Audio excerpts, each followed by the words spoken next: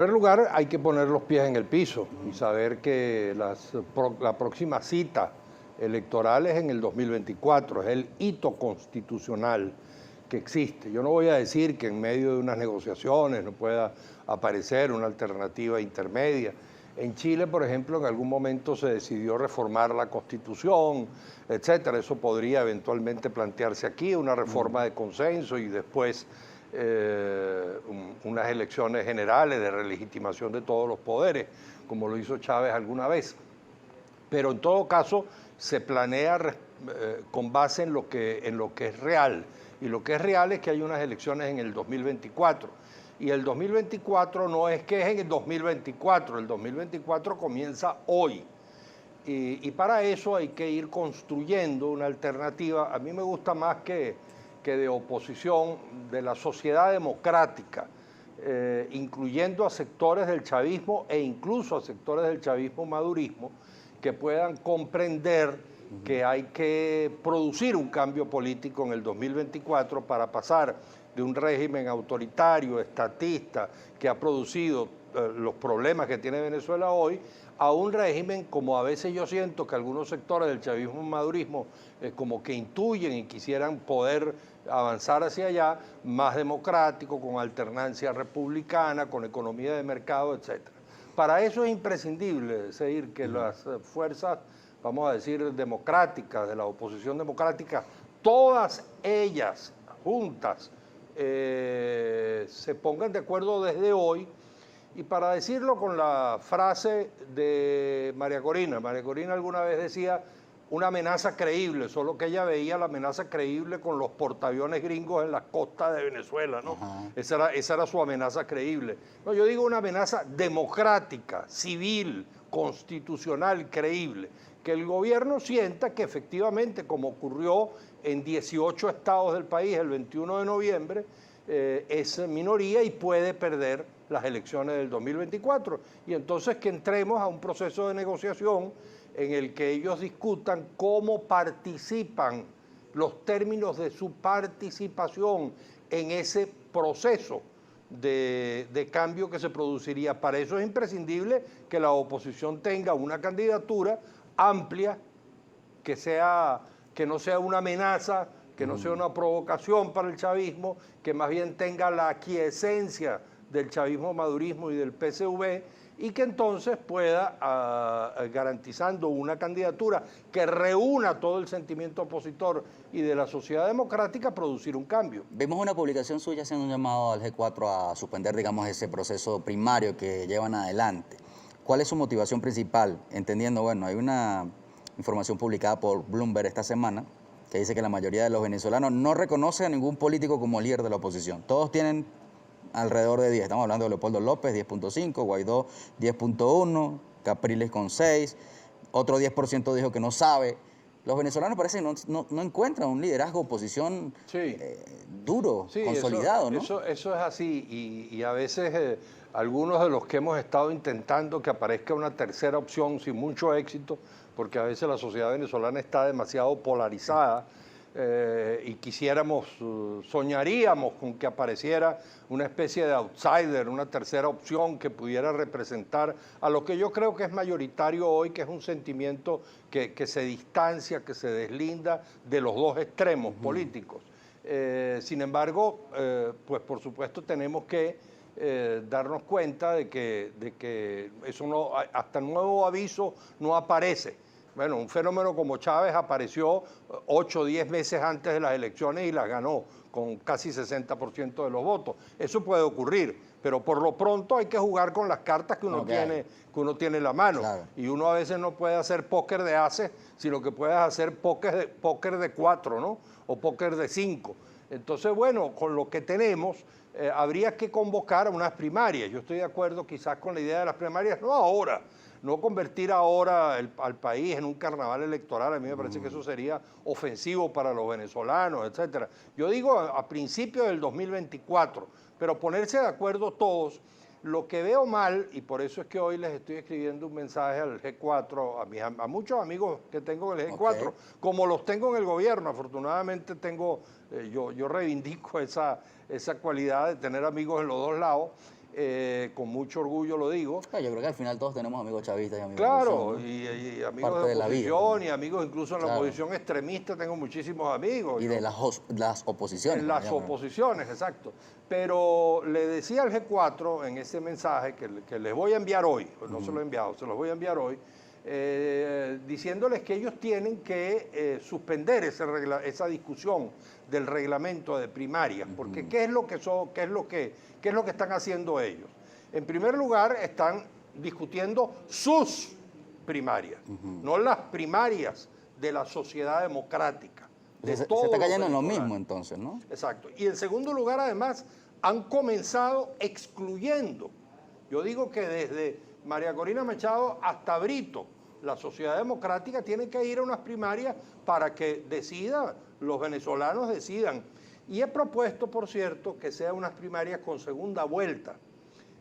Para que el candidato no sea uno que sale con 17%, con ese porcentaje que tú dices que tienen los líderes de oposición, con 17% dentro de una panoplia de 10, 15 candidatos.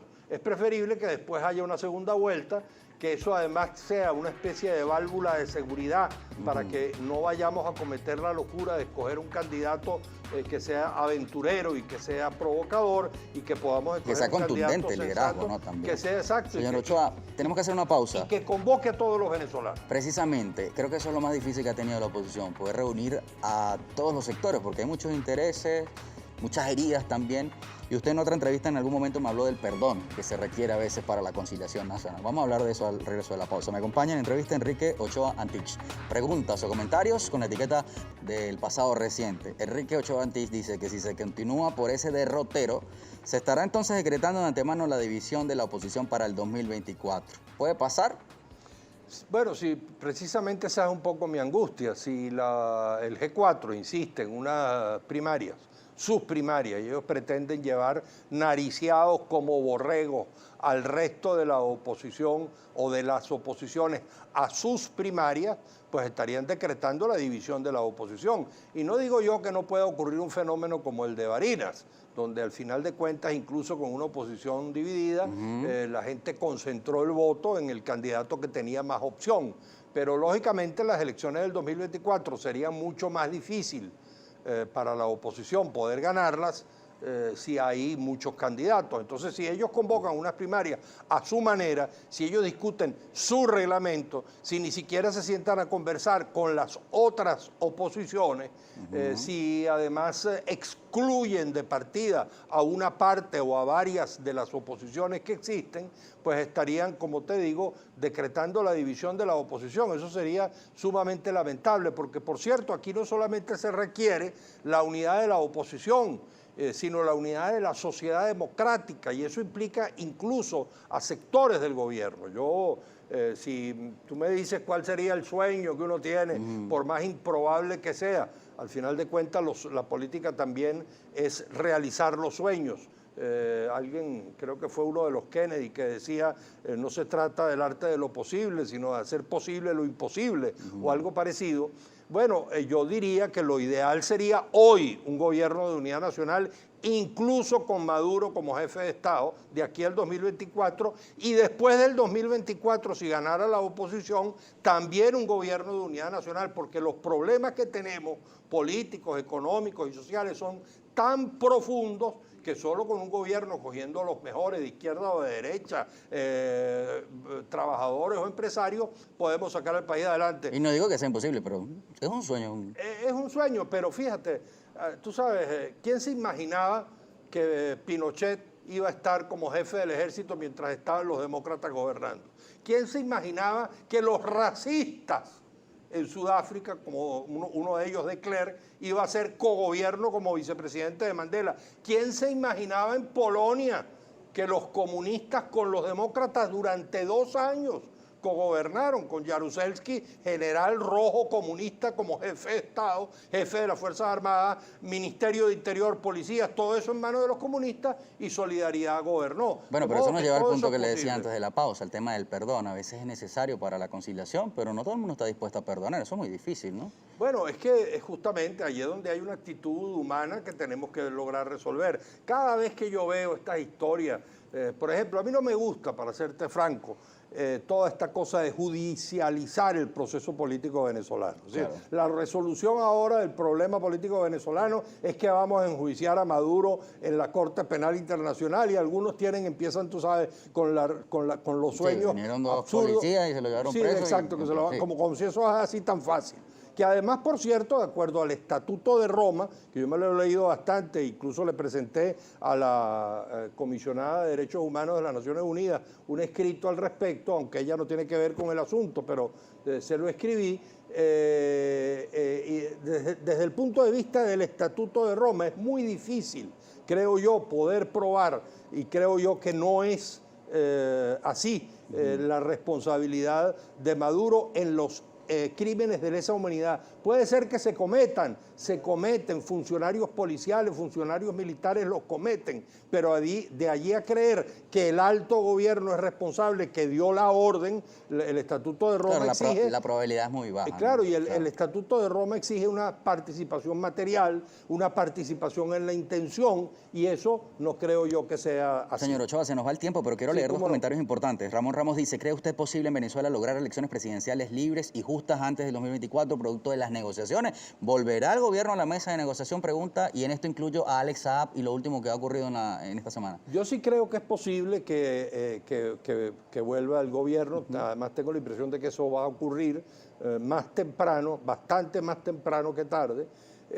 Ahora, elecciones anticipadas antes del 2024 lo veo más difícil. Yo creo que estos años se nos van a ir en una negociación, en ver cómo participa el gobierno en este proceso de transición que se generaría en el 2024. Pero se ve muy trancado el juego con Saab también y este tema ahora bueno, sí, que haya colaborado con hay la DEA. allí una proposición de una especie de intercambio de prisioneros. Ojalá que Estados Unidos tenga la actitud.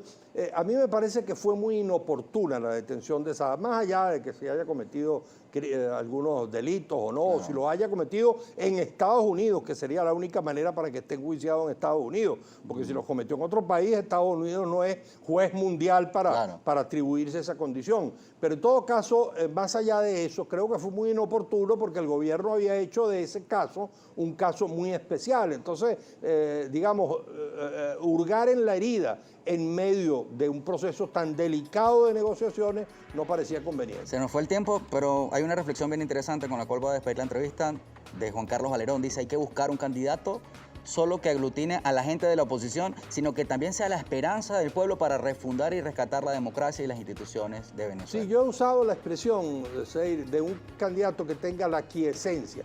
No es que vamos a decirle al gobierno, señores, por favor, escojan al candidato de la oposición. Eso no, pero que cuando nosotros escojamos, los demócratas, los que estamos en la sociedad democrática, en la oposición, escojamos un candidato, pensemos en cuál va a ser la reacción que puede tener en el gobierno en Chile. Se escogió a Elwin y Lagos tenía mucho más puntos en las encuestas, pero Lagos dijo, el candidato tiene que ser usted, señor Elwin, no puedo ser yo, que soy socialista, que va a generar una reacción en las Fuerzas Armadas totalmente inconveniente. Se nos terminó el tiempo, pero gracias por venir. Gracias, Seir, gracias a ti. Termina la entrevista con Enrique Ochoa Antich, analizando el panorama político de Venezuela. Un candidato unitario para la oposición o muchos candidatos para dividirse.